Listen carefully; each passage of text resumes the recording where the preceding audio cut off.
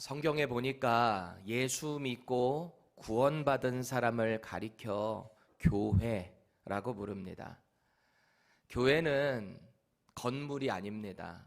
예수 믿은 자 안에 하나님의 거룩한 영이신 성령님이 임재하신다라고 합니다. 그러니 예전 신약시대까지만 해도 하나님의 임재가 있는 예루살렘 성전만이 하나님을 예배하는 곳이다라고 생각했습니다. 그런데 이제 하나님의 아들이신 예수님을 이 땅에 보내주셨고요, 그 예수를 믿는 자마다 그 하나님의 영, 예수의 영이신 성령이 우리 안에 계시니 이제 우리의 몸이 거룩한 성전이 되었다라고 말합니다. 그래서 저와 여러분들은 교회가 된 것입니다. 다시 한번 말씀드리지만 교회는 건물이 아니라 사람입니다. 아무 사람이 아니라 구원받은 사람이 교회입니다. 그렇게 구원받은 사람들인 교회가 이렇게 모여 있는 것을 우리는 뭐라고 부를까요? 교회 공동체라고 부릅니다. 그럼 교회 공동체가 모여서 하는 일이 뭘까요? 우리 공동체가 모여서 하는 일이 뭔가? 생활을 합니다. 교회 생활이라고 하죠. 여러분 생각해 보세요. 학교에 들어가면 학교 생활을 합니다. 선생님이 누구신지, 내 친구들이 누군지, 여기서는 어떤 시스템이 갖춰져 있는지 그걸 빨리 파악해서 그 생활을 잘해야 하는 거죠. 예전에 한국에 이런 제목의 드라마가 있었어요. 슬기로운 감방 생활. 감방이라고 아세요?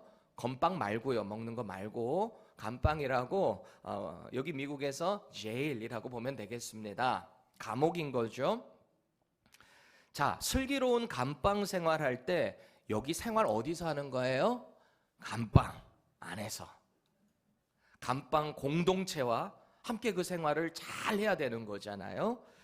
거기서도 생활 잘 해야 무사히 세상으로 나올 수 있게 되는 거 아니겠습니까? 바라기는 여러분들 가급적이면 거기 가지 마세요. 거기 생활은 안 하시는 게 좋습니다. 마찬가지로 예수 믿고 구원받은 교회, 이렇게 모여있는 교회 공동체도 역시 교회 생활을 잘해야 한다라는 겁니다. 그럼 교회 생활은 어떻게 해야 잘할 수 있는 걸까요? 그래서 우리는 오늘부터 교회 생활의 8가지 에센스, 핵심, 그것들을 주제로 나눠보려고 그래요. 8번의 시리즈 설교를 하려고 합니다. 그럼 교회 생활의 가장 근본적이고 가장 중요한 게 뭔가?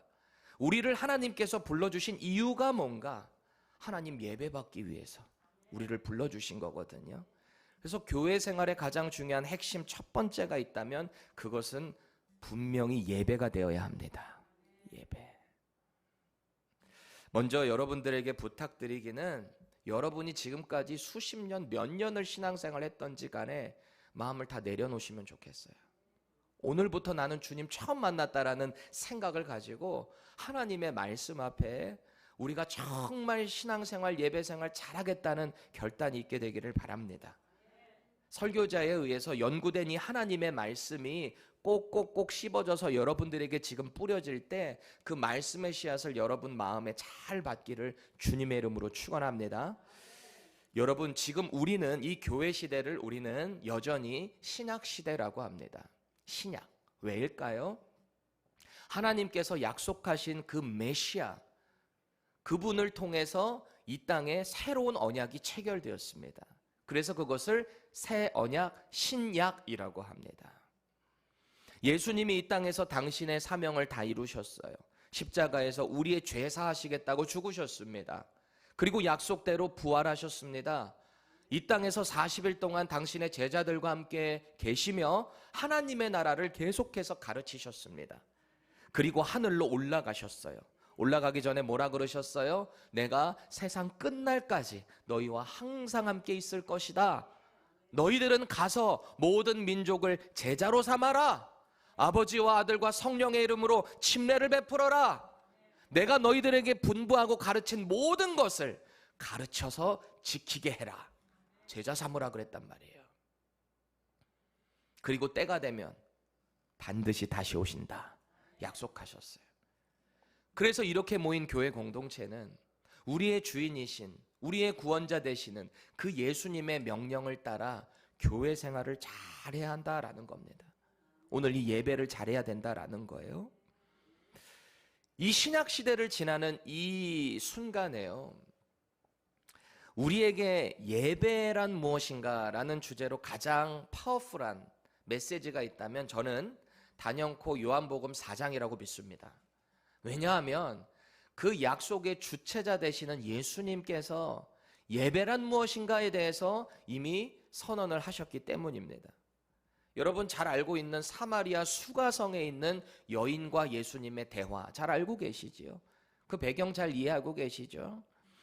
사마리아 사람들하고 유대인들은 민족적인 갈등이 엄청나게 깊습니다. 유대인들은 저 사마리아인들, 저 부정한 인간들, 이방인들보다도 더 못하게 취급했던 사람들을 사마리아인들입니다. 왜냐하면 이방인들, 아수르 여러 민족들과 혼혈된 민족이다라고 했기 때문에 자기네들만이 하나님의 그 민족의 정통성 갖고 있다, 그렇게 무시했다는 말이죠. 그런 상황에서 유대인들은 이 사마리아 지역을 절대 지나가지 않습니다. 서로 원수지간이기 때문에 돌 던지고 난리도 아닙니다. 그래서 대부분의 사람들은 유대 지역, 이 이스라엘 지도를 볼 때 남쪽 유대 지역에서 북쪽에 있는, 이 갈릴리가 북쪽에 있는 땅 아닙니까? 예수님 갈릴리 지역의 나사렛에서 활동하셨잖아요. 여기로 올라가려면 대개 동쪽으로 요단강 쭉 올라가 가지고 다시 요단강 서편 건너가서 돌아갔단 말이에요. 우리가 이미 요한복음 강해를 하고 있기 때문에 여러분들 이거에 대해서 더 궁금하시면 우리 펜사콜라 메젤 침례교회 유튜브 채널 들어가셔서 요한복음 강해, 이 요한복음 4장에 대한 내용을 들어보시면 됩니다. 서로 상종을 안 했어요. 그만큼. 근데 그날따라 예수님이 제자들과 함께 내가 이 사마리아를 지나가야 되겠다라고 말씀하세요. 제자들이 깜짝 놀랐어요. 유대인들이잖아요. 우리 저기 간다고요? 예수님 거기 왜 가셨어요?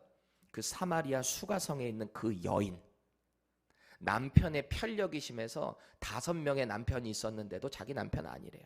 지금 현재 살고 있는 남편도 자기 남편 아니래요. 이 여인 만나러 가신 거예요. 전도하기 위해. 그 여인에게 예배가 뭐냐? 이거를 알려주신 내용이 요한복음 4장에 잘 나오고 있잖아요. 이 여인이 가만히 보니까 자기 사생활을 딱 말하지도 않았는데 처음 본 남자인데 맞추거든요. 그러니까 이 여인이 뭐라 그래요? 와, 당신은 선지자이십니다. 위대한 분이십니다. 그러고 나서 첫 번째 하는 질문이 뭐였습니까? 궁금했던 거예요. 자기네들 사마리아인들에 의해서 사마리아 오경이 따로 있거든요. 창세기, 출애굽기, 레위기, 민수기, 신명기가 그들에게 의해서 좀 재해석된 부분이 있는데 거기에 보니까 하나님께서 축복하시는 성산, 거룩한 산, 예배하는 장소가 이들은 어디라고 믿어온 거예요? 모세가 이스라엘을 축복했던 장소인 그리심산, 여기가 성산입니다라고 믿고 거기서 예배를 해온 거예요. 그런데 유대인들은 어디서 하나님을 예배합니까? 예루살렘이잖아요. 신명기 12장에 보면 하나님께서 택하신 장소 계속 반복돼요. 그곳이 결국 하나님의 임재가 있는 솔로몬을 통해서 하나님께서 축복하신 그 예루살렘 성전이었다는 거죠. 아니, 우리는 그리심산이 예배하는 곳이라고 믿는데 당신들 유대인들은 예루살렘만이 하나님이 받으시는 예배 장소라고 말합니다. 선지자님, 그럼 어디가 진짜 하나님 예배 받으시는 장소입니까? 이렇게 물어본 거예요. 신학적인 질문인 거예요. 아주 중요한 신앙적인 질문이기도 합니다. 예수님이 뭐라고 말씀하세요? 결론은 단호합니다. 하나님이 찾으시는 그 예배자는 누구인가? 하나님을 진짜 예배하는 참된 예배가 어떻게 이루어지는가? 그때가 곧 올 건데 영과 진리로 예배하는 자를 하나님이 찾으신다. 그 예배만 받으신다라고 합니다. 구약에서부터 약속된 그 메시아 예수님이 이 땅에 오셨어요. 성령 하나님을 통해서 우리는 그 예수님을 믿게 된다라고 합니다. 내 의지적으로 믿을 수 없어요. 하나님께 간구하고 제가 예수님 믿기 원합니다. 주님이 우리의 마음에 쑥 들어오셔서 예수님 믿는 믿음을 주실 때 우리는 예수님이 나의 구원자요, 나의 주님이십니다. 그렇게 고백을 하게 되는 거 아니겠습니까?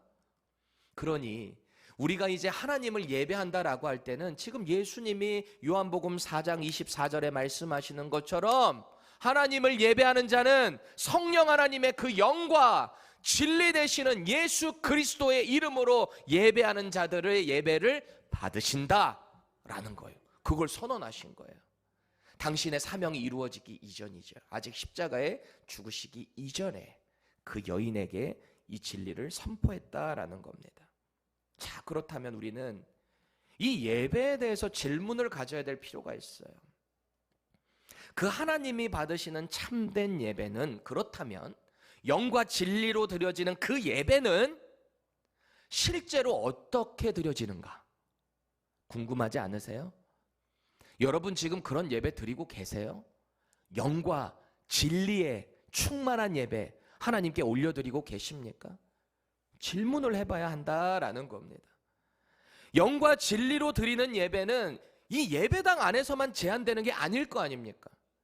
우리가 살아가는 모든 삶의 현장에서 우리는 예배하는 사람으로 살아가야 된다라고 명령하거든요.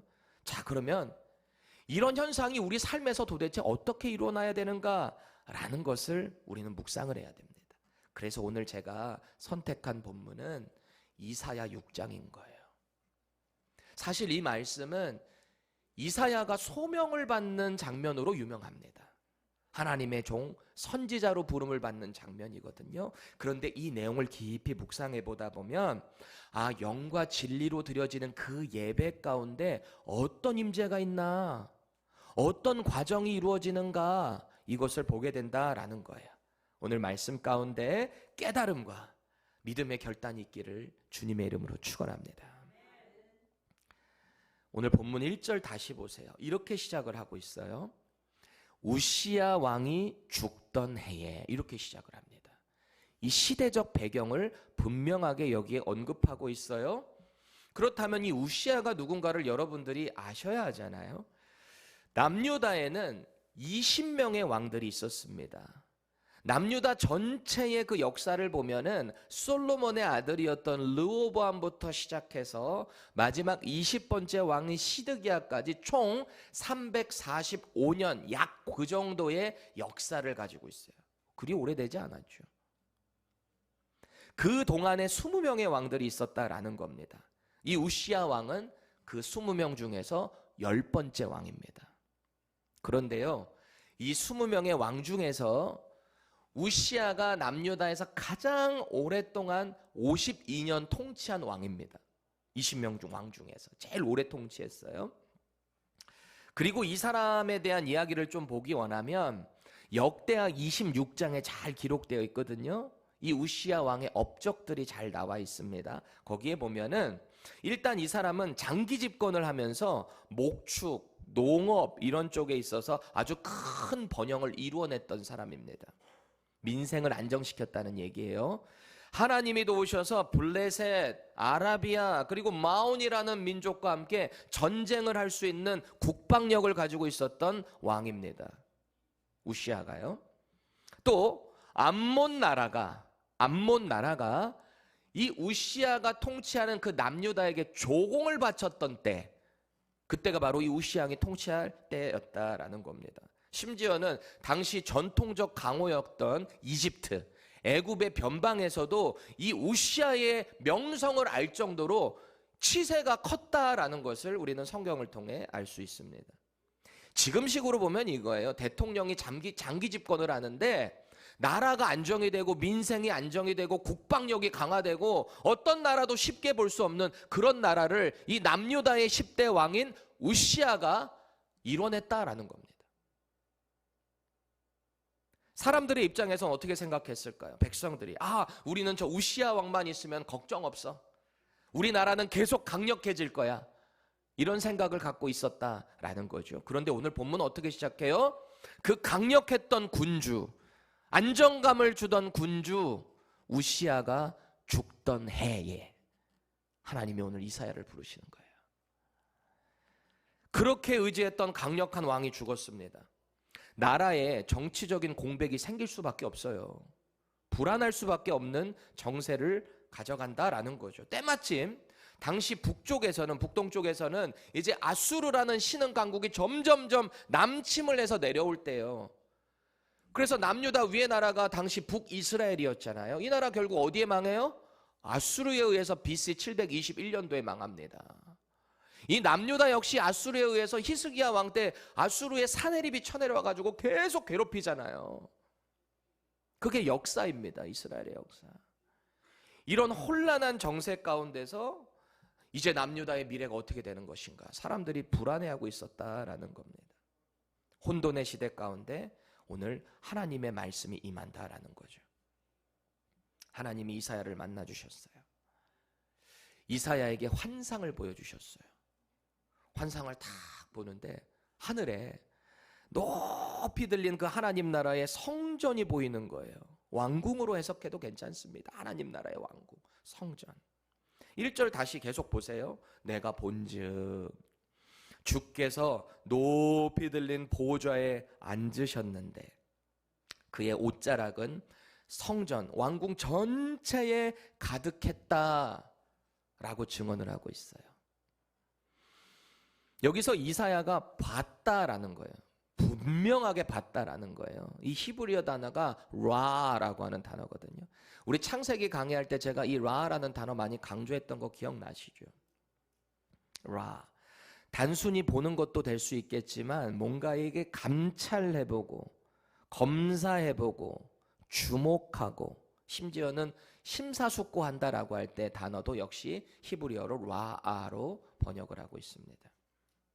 그렇게 해서 이사야가 그 환상을 주목해서 봤다는 거예요. 그런데 그 보좌에 앉아 계신 하나님의 모습이 참 신기합니다. 참 기이합니다. 아니, 세상에 왕이 입은 그 옷의 소매가, 옷자락이 쫙 펼쳐져서 온 성전 발까지 싹 가리고 있었다라는 겁니다. 제가 좀 엉뚱한 생각 하잖아요. 이런 생각, 저 왕은 화장실 어떻게 가지? 저렇게 쫙 퍼져가지고 어디 이동이나 가겠습니까? 그 종들이 옆에서 다 이렇게 따라다니려면 어떻게 해요? 확 덮은 옷자락이. 근데 여러분, 이사야가 지금 보는 건 실제 모습이 아니고 환상이라 그랬잖아요. 환상. 이게 뭘 의미하냐? 하나님 그 군주의 옷자락이 온 성전을 가득 덮었다라는 것은 마치 하나님의 통치와 임재가 모든 그 성전 안에 가득 찼다라는 걸 의미해요. 다시 말해서 암울하고 절망적인 그 남유다의 상황에서도 여전히 하나님은 왕으로 영광 중에 계신다라는 거예요. 온 세상 가운데. 지금 이사야는 그 강력한 왕 우시아가 죽고요, 이리저리 흔들리는 나라를 봤을 겁니다. 하나님께 기도를 했지 않았겠습니까? 주의 종이니, 이렇게 부름받을 만한 종이니 하나님께 기도했을 거잖아요. 그 이사야를 오늘 주님이 만나 주신 거예요. 그렇죠? 그리고 지금 환상을 보여주고 계시는 거잖아요. 이사야가 본 환상, 라아한 환상은 뭐라는 거예요? 흔들리는 보좌가 아닙니다. 굳건하고 견고하게 서 있는 하나님의 보좌. 하나님의 옷자락이, 임재가 온 세상 가운데 다 덮고 있는 그 하나님의 통치하시는 그 임재를 목격했다라는 거예요. 여기서 우리는 뭘 깨닫게 됩니까? 하나님의 통치가, 임재가 있는 그 인생에 새로운 소망이 시작된다라는 거예요. 계속해서 이사야가 자기가 본 그 하늘나라 성전의 환상을 묘사하는데요, 우리 2절 말씀 좀 생동감 살려서 세 번역으로 같이 읽어보십시다. 시작. 그분 위로는 스랍들이 서 있는데 스랍들은 저마다 날개를 6 가지고 있었다. 둘로는 얼굴을 가리고 둘로는 발을 가리고 나머지 둘로는 날고 있었다. 아멘. 이 너무 신기하지 않아요? 여러분, 하늘나라에 있는 그 스랍 천사들이 있는데요, 이 그림이 이래요. 여러분 머리에 연상을 해보셔야 돼. 아, 이거 그림으로 띄울 걸 그랬다. 천사가 이렇게 날고 있습니다. 이 보좌에서 이렇게 하나님의 보좌 옆에서 이렇게 천사들이 날고 있는 거예요. 근데 6개의 날개를 갖고 있는 거예요. 세 쌍인 겁니다. 한 쌍, 두 쌍, 세 쌍. 어디 순서인지는 모르겠어요. 근데 한 쌍은 지금 어떻게 하고 있는 거예요? 눈을 이렇게 가리고 있습니다. 그리고 두 번째 있는 날개는 뭘 하고 있어요? 발을 이렇게 가리고 있습니다. 그리고 나머지 날개로 날고 있는 거예요. 신기하지 않아요? 병현이 신기하지? 환상이라 그랬잖아요. 그걸 보여주신 거예요. 하나님이 엄청났습니다. 얼마나 이게 압도적이었을까요? 얼마나 신기했을까요? 여기서 말하는 스랍들은 누구인가? 하나님의 천사라고 그랬습니다. 이 스랍이라고 불려지는 이 말 자체가 원래 히브리어로 세라핌이라고 하는 불타다라는 어원에서 왔어요. 세라핌, 불타다. 이 스랍을 문자적인 의미로만 그렇게 적용을 해보면, 그래서 이 스랍이라는 것은 불타는 존재들인 거예요. 불타는 존재들. 어떤 불이 탔을까? 각자들마다 각자의 의견이 있지만 제가 볼 때는요, 이 불타는 존재들, 여러분 성경에서 불이라는 것은 소멸하는 불이잖아요.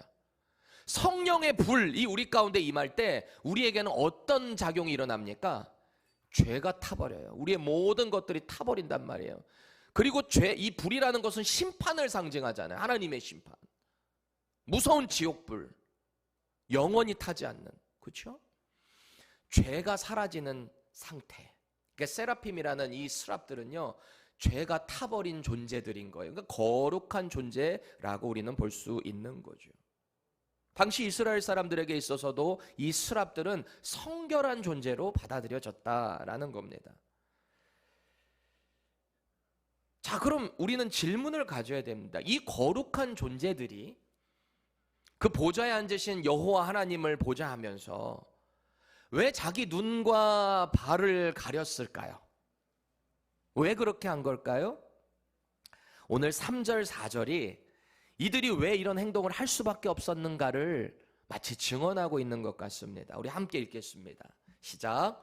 서로 불러 이르되 거룩하다 거룩하다 거룩하다 만군의 여호와여 그의 영광이 온 땅에 충만하도다 하더라.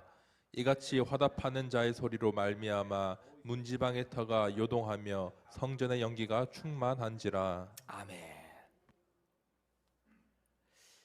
일단 하나님의 임재가 얼마나 강력하게 임했던지요. 그 옷자락으로 쫙 퍼져 있는 그 임재가 말이죠. 저는 이 말씀을 보는데 마치 이 출애굽기 19장에 나오는 하나님이 그 시내산에 모세에게 나타나는 그 장면 있잖아요. 이스라엘에게 나타나는 장면. 그게 확 떠오르는 거예요. 그때도 하나님이 임재하실 때 어떻게 임재하셨는가? 연기가 산에 자욱하고요. 온 산이 얼마나 크게 진동을 했던지요. 하나님이 그 가운데 임재하셨다라는 거예요. 엘리야에게 나타나시는 하나님도 비슷해요. 불 가운데, 진동, 지진 가운데 세미한 음성을 들려주시잖아요. 그 현장에서 이미 하나님으로부터 태워진 성결한 존재들, 이 스랍들이 거기서 지금 보좌하고 있죠. 근데 이들조차도 그 여호와의 영광이 얼마나 거룩하신지 빛나서 그분을 볼 수가 없는 거예요. 이렇게 눈을 가리는 거예요. 그 거룩한 존재들마저도. 그리고 발이라고 하면 여러분 뭘 상징합니까? 대개 우리의 발로 대개 어디 가요? 여러분 다 거룩한 곳만 가시는 거 아니죠. 되게 부정한 곳도 가기도 하고 때를 묻기도 하고, 이 천사들조차도 나머지 날개로 그 발까지 싹 가리고 왕이신 그 여호와 하나님 앞에 최선을 다해 공손하고 예의 바른 모습으로 이렇게 날고 있었다라는 겁니다. 전율이 돋지 않은 전지가 왜 이렇게 막 여기 난리 났습니다. 지금 그게 막 머리에 떠오르니까. 그 여호와의 보좌 앞에 천사들이 뭐라고 외칩니까? 거룩하다 거룩하다 거룩하다. 3번이나 불러요. 왜일까요? 전통적으로 성부 하나님, 성령 하나님, 성자 하나님이신 예수님, 이 삼위의 하나님을 거룩하게 높여드린다라고 보기도 하고요. 또 하나는 히브리인들, 이 이스라엘 사람들에게 3이라는 숫자는 완전수입니다. 그만큼 하나님은 완전히 거룩하시다. 높여드리고 있다라는 겁니다. 조금 더 나아가서 지금 이사야가 바라보고 있는 이 시점, 나라가 힘들다 그랬잖아요. 불안정하다 그랬잖아요. 하나님을 의지하지 않는 상황이라고 했잖아요. 그 남유다 백성을 향해 메시지가 선포되는 거죠. 하나님의 백성이 이렇게 거룩하게 하나님을 높이지 않으면 하나님 백성의 정체성 유지할 수 없다라는 것을 우리에게 도전하고 있는 것 같습니다. 저와 여러분들이 이 세상 가운데서 하나님을 예배하는 예배자로 분명하게 거룩해야 한다라는 사실을 믿으시기 바랍니다. 오늘 우리는 이사야가 소명받는 이 현장을 보고 있어요. 자, 그럼 여기서 이사야가 본 환상 가운데 그가 어떻게 반응했는가? 여기서 참된 예배의 그 모습과 현장의 실제를 우리는 보게 되는 거죠. 저는 이 두 가지 과정을 좀 주목하면 좋겠습니다. 첫 번째, 참된 예배는요, 자기 죄를 깨닫고 용서의 은혜를 경험할 때 가능하게 된다라는 거예요. 용서의 은혜를 받아야 돼요, 하나님으로부터.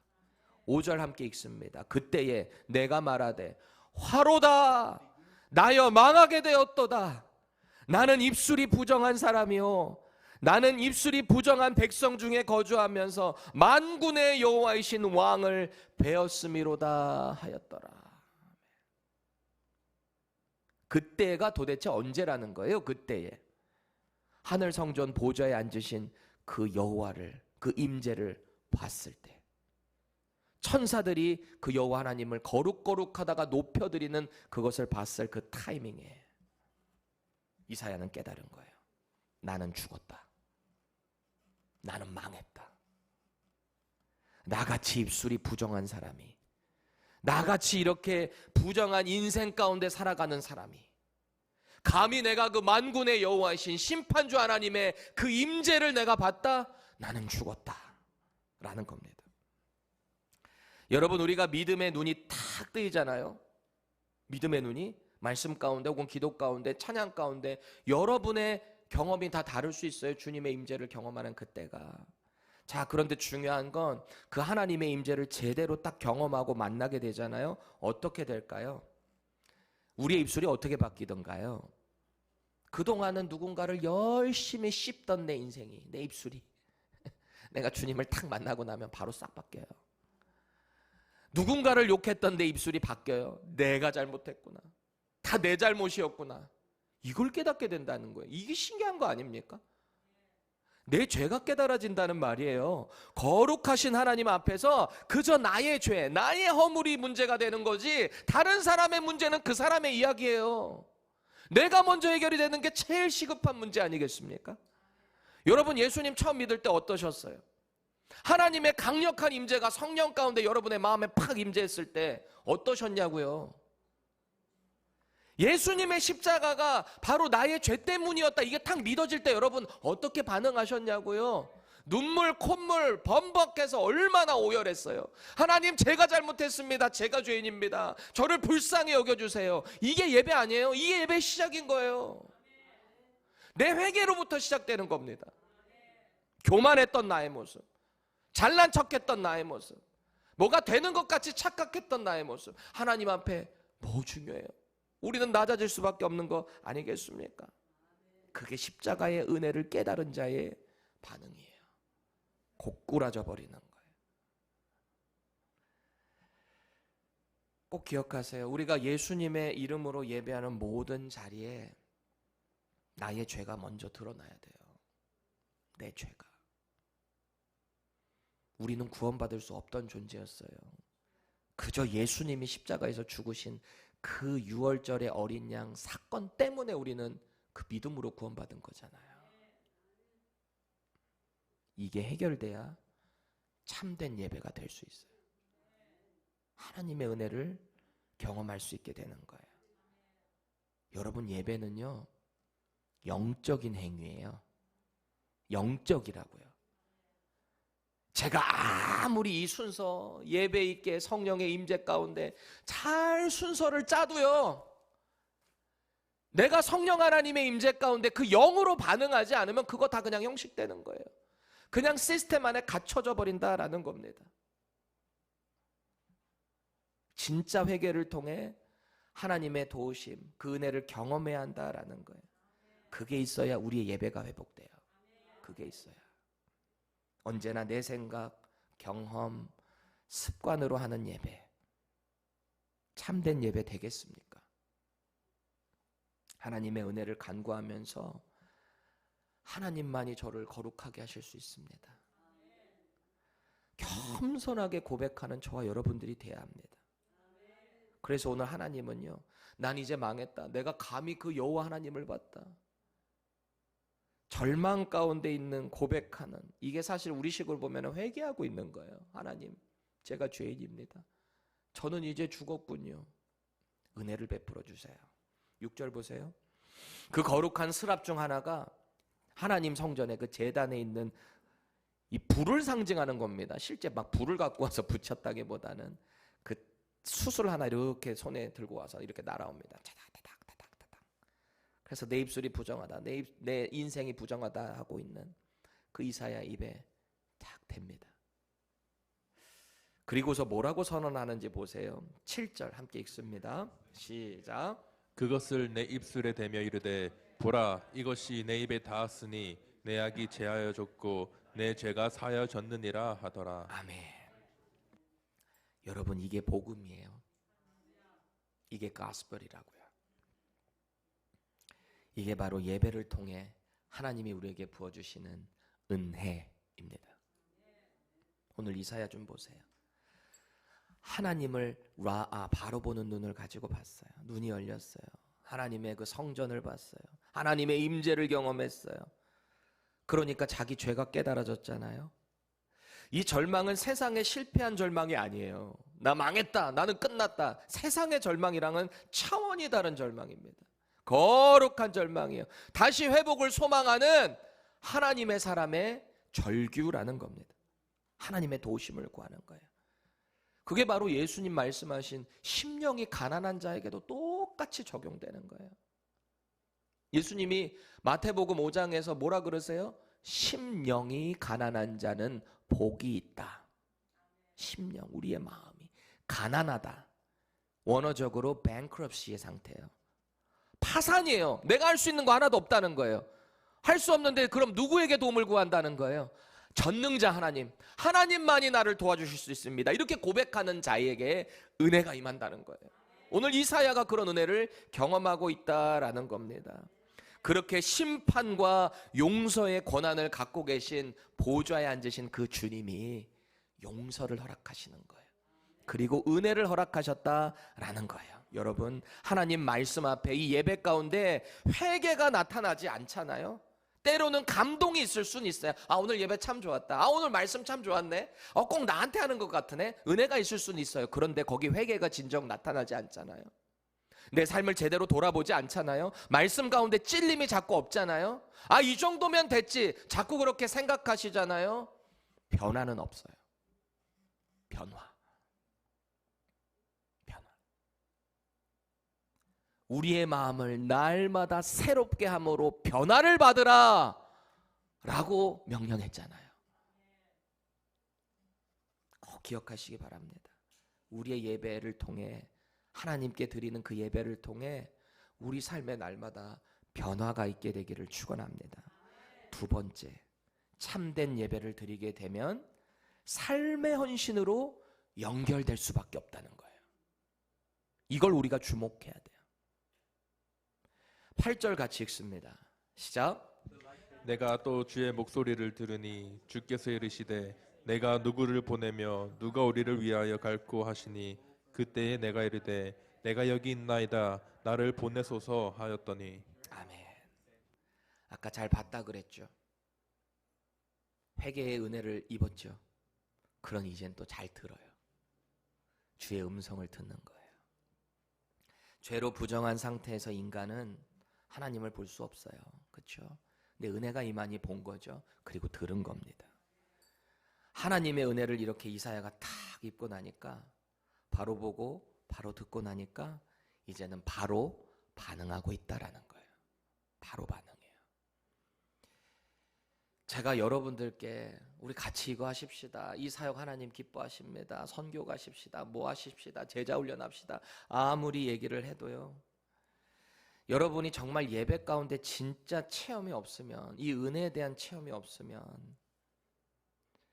헌신하는 동기가 안 생겨요. 동기.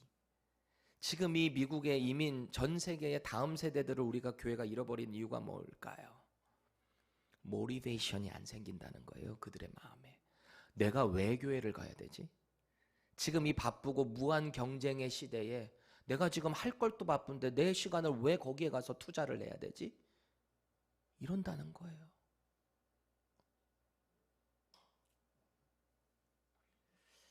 아까 이사야가 하늘 보좌에 앉으신 하나님을 라 주의 깊게 봤다 그랬죠. 그런데 여러분 여기서 중요한 건 단순히 이사야가 보려고 해서 라 주의 깊게 관찰해서 숙고해 보니까 보인 게 아니에요.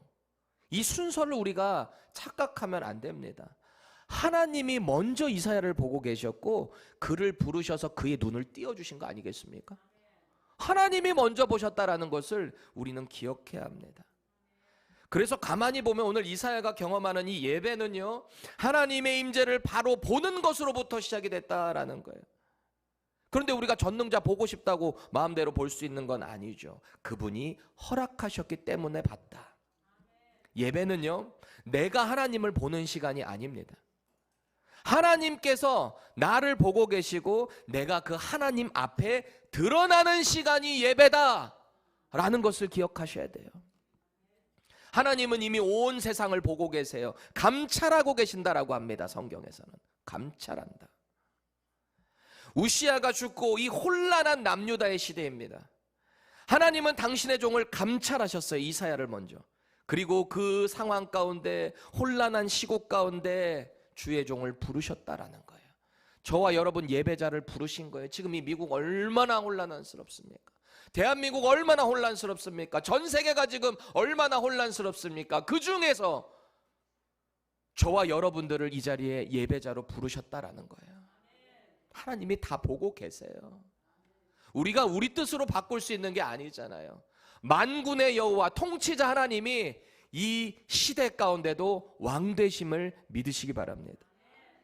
여러분 감찰한다라는 말에 이 사전을 찾아보면 윗사람이 무엇을 혹은 누군가를 잘 보고 살피는 것, 그것을 감찰이라고 합니다. 감찰한다. 아까 말씀드린 대로 구약에서 감찰한다라는 표현이 종종 나오는데요, 이 단어도 역시 오늘 이사야가 본 그 라아를 똑같이 쓰고 있습니다. 하나님은 지금도 우리의 삶을 라아 감찰해주고 계신다라는 거예요. 주의 깊게 보신다는 거예요. 제가 지난주 중에요, 이제 우리 큰아들 11살 됐는데 5학년 이제 마지막 지나고 있습니다. 졸업을 앞두고 이것저것 발표회가 많더라고요. 발표회가. 한 학기 동안 1년 동안 뭔가를 잘 공부하고 그것을 이렇게 부모님들 앞에서 발표를 하는 거예요. 제가 생각하기로는 우리 아들이 지금 뭐 또 콰이어도 하고 그러니까 뭔가 좀 앞에서 하고 막 그럴 줄 알았거든요. 작년엔 그래도 뭐 풀고 그러던데 올해는 가만히 보니까 콰이어 한 50여 명 뒤에 쫙 써가지고 그 합창하는데 저기 딱 서 있더라고요. 슬슬 졸려오기 시작하는 거예요. 피곤하기도 하고. 나는 이제 아들 보면은 탁 뜨고 다른 애들 하면 이렇게 피곤하고. 여러분 안 그런 것처럼 그러지 마세요. 아니 그렇지 않아요? 부모님이 자기 자식만 눈에 이만하게 보이잖아요. 김순식 권사님 그렇죠? 아니 내 손자만 이만하게 보이잖아. 남의 새끼들 막 크게, 내 새끼 제일 예쁘잖아. 그렇죠? 아무튼 제 아들이 그냥 그 50여 명 사이에서 쫙 껴가지고 노래를 부르고 있는데요, 애들이 많으니까 이렇게 훑어야 되잖아요. 근데 저는 금방 찾을까요? 늦게 찾을까요? 금방 찾죠. 한 번만 축 훑으면은 저기 까무잡잡하고 저기 동그란 애 저기 딱 서 있는 거지. 우리 병건이다. 저기 딱 있는 거죠. 그 제 눈은 그 아이만 향하고 있는 거죠. 제 카메라도 그 아이만 줌인해서 그 아이만 찍고 있는 거죠. 우리 하나님이 지금 이 시대를 그렇게 감찰하고 계세요. 저와 여러분들을 이 세상에 하나밖에 없는 사람처럼 그렇게 감찰하고 계신다는 사실을 믿으시기 바랍니다. 여러분, 세상에 우리를 지으시고 그렇게 관심 있게 감찰해 주시는 전능자가 우리를 보고 계신다니까요. 우리의 마음과 생각과 뜻을 다 아시는 그분이 지금 우리를 보고 계신다고요. 우리가 그분 어떻게 속여요? 속일 수 있겠습니까? 못 속여요. 하나님이 지금 우리 예배를 감찰하고 계세요. 지금 이 펜사콜라 한미제일 침례교회에서 예배하는 여러분을 지금 지켜보고 계신다라는 겁니다.